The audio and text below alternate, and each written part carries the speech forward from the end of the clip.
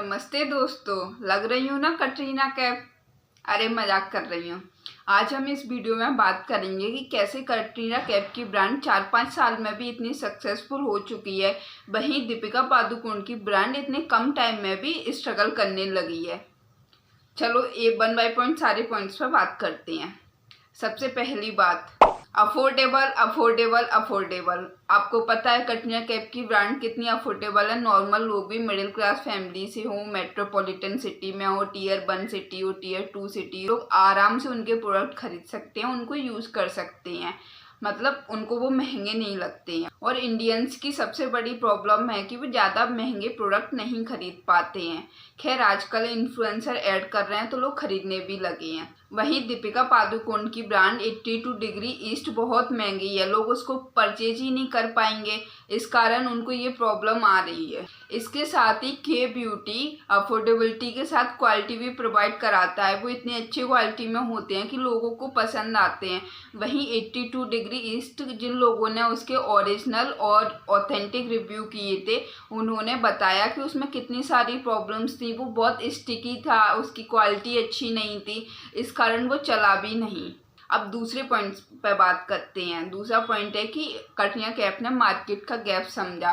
कई सारे प्रोडक्ट ऐसे थे जो इंडियन स्किन टोन के अकॉर्डिंग नहीं थे। हाँ, कई सारी ब्रांड्स स्किन टोन के अकॉर्डिंग प्रोडक्ट लेकर आई थी, पर वो भी बहुत कम स्किन टोन के अकॉर्डिंग थे, जबकि इंडियंस में कई टाइप की वैरायटी पाई जाती हैं। तीसरे पॉइंट का आंसर मेरे इंट्रो में ही है, क्योंकि मैंने जब आपसे पूछा था लग रही हूँ ना कटरीना कैफ, तब मैं कैसे बैठी हुई थी साड़ी वाड़ी पहन के बिल्कुल।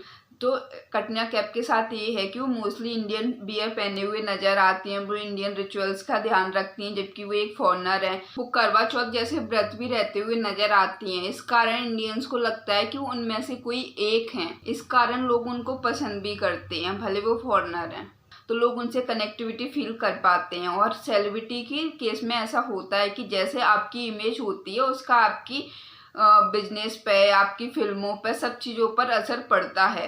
वहीं दीपिका पादुकोण इंडियन रिचुअल्स का कम ध्यान रखते हुए नजर आती हैं। आपने उनका कॉफी विद करण वाला वो इंटरव्यू तो देखा होगा, उसके बाद से और उनकी इमेज खराब हो चुकी है। चौथी चीज़ है प्रमोशन का तरीका। जब कटरीना कैफ ने अपने के ब्यूटी के प्रोडक्ट लॉन्च किए थे तो उन्होंने सीधे जाके इन्फ्लुएंसर्स को नहीं पकड़ा दिए थे।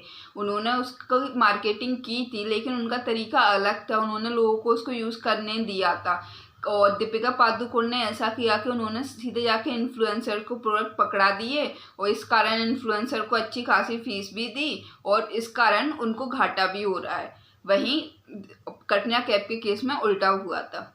पांचवी चीज़ है पर्सनैलिटी। कटरीना कैफ किसी के बारे में ज़्यादा कुछ कहते नज़र नहीं आती हैं, चाहे उनकी वो पास्ट रिलेशंस हों, चाहे सलमान खान हो या रणबीर कपूर हो, वो कभी किसी के बारे में कुछ नहीं बोलती हैं। उनकी पर्सनैलिटी में एक मैच्योरिटी दिखाई देती है। लास्ट पॉइंट, कटरीना कैफ को जो भी प्रोडक्ट है उनके बारे में अच्छी खासी नॉलेज है। वहीं दीपिका पादुकोण के केस में ऐसा दिखाई नहीं देता है। इस प्रकार हमने बात की कि कटरीना कैफ की के ब्यूटी इतनी सक्सेसफुल कैसी हुई, वहीं दीपिका पादुकोण की ब्रांड इतनी स्ट्रगल कर रही है। आपके इस बारे में क्या थॉट्स हैं, नीचे कमेंट सेक्शन में बताइए। अगर वीडियो अच्छा लगा है तो लाइक कीजिए, अगर बुरा लगा है तो डिसलाइक कीजिए। बाय।